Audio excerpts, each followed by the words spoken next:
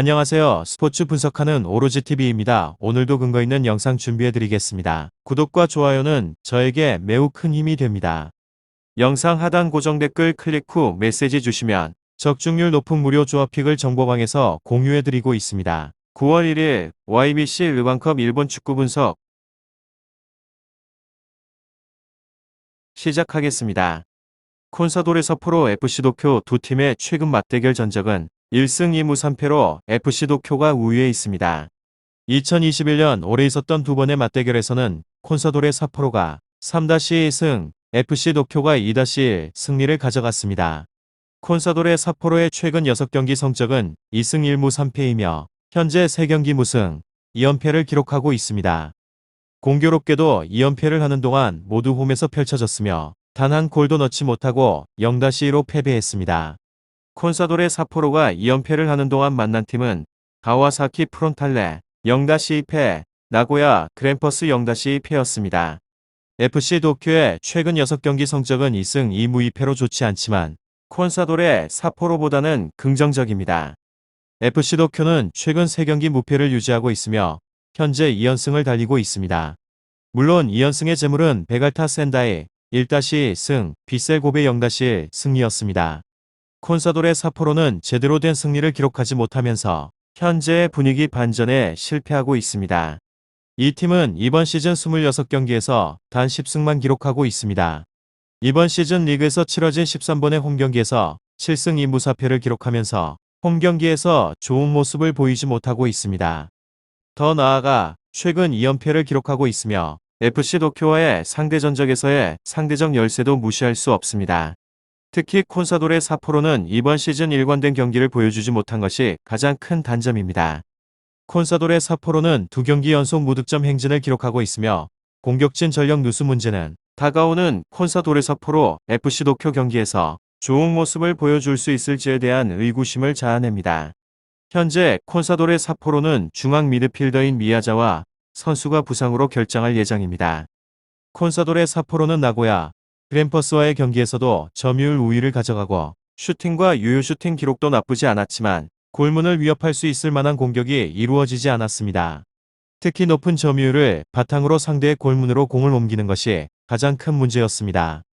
콘사도레 삿포로의 또 다른 문제는 스쿼드가 얇다는 것입니다. 베스트 11과 벤치 멤버 간의 전력차가 심하다 보니 벤치 멤버의 신뢰도는 낮을 수밖에 없습니다. 그래서 경기의 분위기를 바꿀 수 있는 벤치 멤버가 없다는 점에서 초반 주도권을 가져가지 못한다면 후반부에는 별다른 잡음 없이 경기를 마칠 것으로 보입니다. 그나마 긍정적인 기대를 할 수 있는 것은 최근 콘사도레 삿포로 FC 도쿄 경기에서 3-2로 승리를 했다는 것입니다. 2개의 실점을 허용했으나 경기의 점유율을 놓고 보면 높은 점유율을 바탕으로 경기를 주도했습니다. 난타전이었지만 수비진의 집중력을 바탕으로 리드를 지켰다는 점도 긍정적으로 바라볼 가치가 있습니다. 콘사도레 삿포로는 2경기 연속 2실점을 기록하고 있지만 중앙 수비수인 타가미네 선수를 중심으로 수비 조직력이 갖춰지고 있다는 점은 긍정적으로 바라볼 필요가 있습니다. 최근 2경기 연속 2실점을 기록하고 있지만 다가오는 경기에서 대량 실점을 기록할 확률은 상대적으로 낮아 보입니다. 현재 콘사도레 삿포로는 5-4-1 전술로 매우 수비적인 전술을 바탕으로 점유율을 가져가고 있기 때문입니다. 콘사도레 삿포로와 달리 FC 도쿄는 긍정적인 기세를 유지하고 있습니다.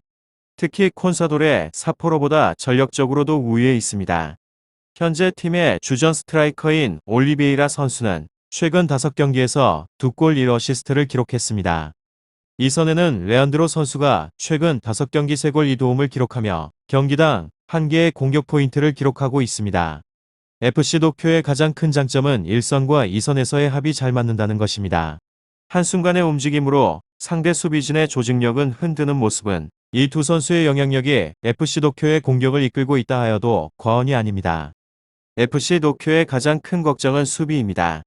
직전 맞대결 경기에서는 3실점을 허용했기 때문입니다. 물론 최근 3경기에서 단 한 골만 허용했다는 점은 고무적입니다.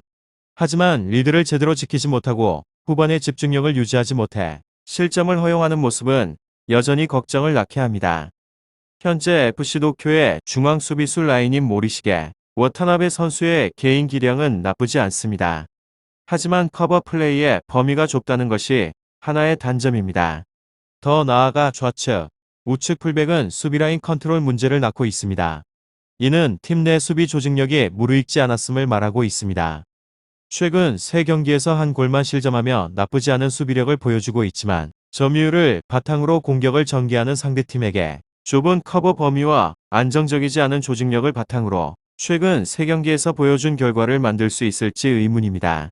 현재 FC 도쿄의 부상자는 백업 골키퍼 하야시와 우측 풀백 나카무라, 미드필더 우치다, 우측 윙 콘노 선수입니다.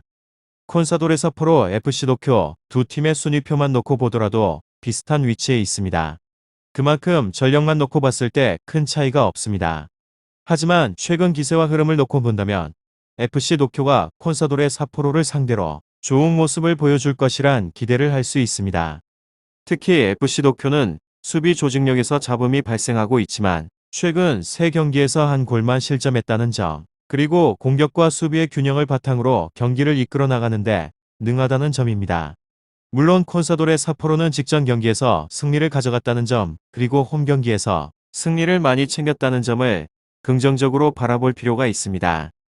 하지만 최근 홈 경기 2연패를 기록하고 있는 점이 하나의 불안 요소입니다. 콘사도레 사포로가 최근 홈 2경기에서 2연패를 기록한 점은 하나의 우려로 작용할 수 있습니다.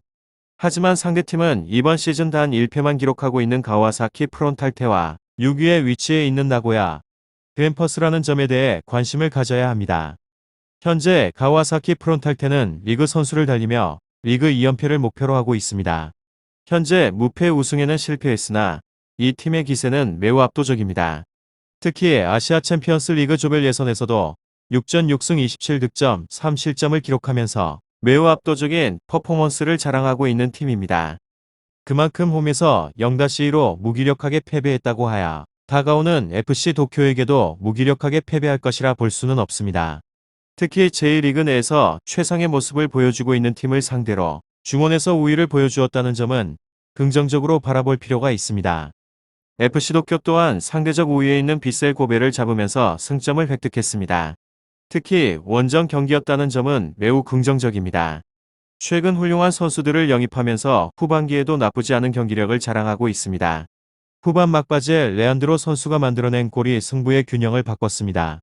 콘사도레 사포로 FC 도쿄 두 팀의 경기는 어느 한쪽으로 치우쳐지기보다 팽팽한 경기가 펼쳐질 것으로 보입니다. 물론 사포로의 빈약한 공격력으로 인하여 골이 터지지 않아 답답한 경기가 발생할 수 있습니다. 또는 FC 도쿄는 주전 선수들의 체력 안배를 통하여 용병들은 출전을 하지 않고 자국 리그 선수들을 적극적으로 이용해 점유율 축구를 대항할 수 있는 강한 압박, 활동력으로 풀어나갈 수 있습니다. 리그에서 보여주고 있는 두 팀의 성적은 비슷합니다. 하지만 다가오는 이 경기는 컵 대회라는 점이 하나의 변수입니다. 점수가 많아 나올 것으로는 보이지 않습니다. 다소 인내심과 지구력을 요하는 경기가 될 수 있으며 기회를 놓치지 않는 팀이 승리를 가져갈 것으로 보입니다.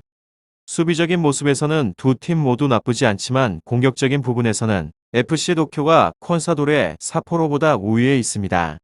만약 콘사도레 사포로의 잘 짜인 수비 조직력을 바탕으로 FC 도쿄의 1선, 2선 공격 라인의 유기적인 움직임을 제대로 차단할 수 있다면 골은 쉽게 내주지 않을 것으로 보입니다.